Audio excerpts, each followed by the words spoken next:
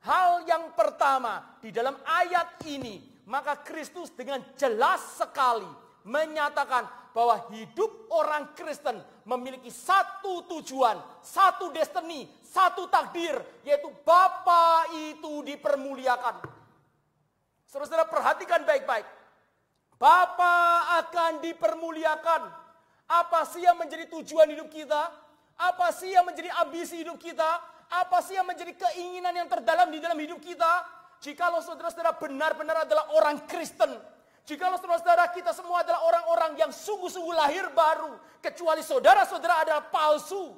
Jikalau seluruh Roh Kudus itu bekerja di dalam hidup kita, maka ada satu rintihan di dalam jiwa, ada satu keinginan di dalam jiwa, ada satu dorongan di dalam hati untuk hidup makin memperkenan daripada Bapa di surga, supaya Bapa di surga itu dipermuliakan.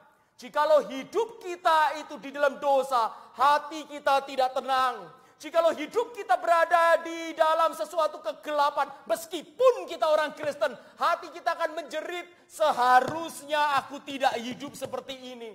Jikalau hidup kita itu biasa-biasa saja, tetapi saudara tidak melakukan kehendak Tuhan, hati kita tidak pernah terpuaskan.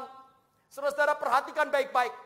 Ketika saudara-saudara dan saya menjadi orang-orang yang belum Kristen, di sana ada kekosongan yang luar biasa. Di sana ada kegelapan yang luar biasa. Di sana ada ketidakpuasan dan tidak pernah ada sesuatu kehidupan yang penuh, lengkap di luar daripada Kristus Yesus. Tetapi setelah Roh Kudus bekerja dalam hidup kita, setelah kita mengerti Yesus Kristus mati di atas kayu salib, maka kemudian kita menerima Dia, atau Alkitab dengan tepatnya menyatakan Allah memilih kita sebelum dunia dijadikan. Dan kemudian kita lahir baru, kita mulai mengerti kehidupan kekal di dalam Kristus. Kita mengatakan, aha, aku mengucap syukur karena sekarang hidupku sudah dimiliki oleh Kristus. Tetapi dengan berlangsungnya waktu, maka saudara akan memiliki satu sense di dalam jiwa saudara. Jiwa kita tetap merintih. Jiwa kita merasa tidak puas.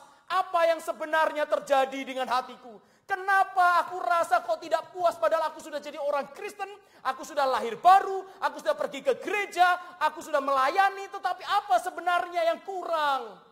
Saudara, sudah mengerti apa yang kurang? Alkitab di sini memberikan penjelasan, karena saudara tidak masuk di dalam track Bapa itu dipermuliakan. Karena kita tidak hidup seturut dengan rencananya supaya kehendaknya jadi sehingga Bapa itu dipermuliakan. Terlalu banyak orang-orang yang mengaku diri orang Kristen. Terlalu banyak orang-orang yang adalah orang Kristen yang sudah lahir baru. Tetapi saudara-saudara memiliki satu ambisi diri sendiri. Memiliki cita-cita diri sendiri. Memiliki keinginan diri sendiri. Memiliki rencana dan tujuan hidup sendiri. Tidak. Roh Kudus sudah bekerja bukan di dalam hatimu, bahwa engkau itu tidak pernah bisa dipuaskan kecuali satu. Engkau mengerti kehendaknya, menjalankannya, dan mematuhinya, menggenapinya sebelum engkau mati. Maka ketika itu ada, baru hidup kita akan terpuaskan. Karena saudara perhatikan baik-baik, kita diciptakan hanya untuk satu takdir, yaitu Bapa di surga itu dipermuliakan. Tidak ada yang lain.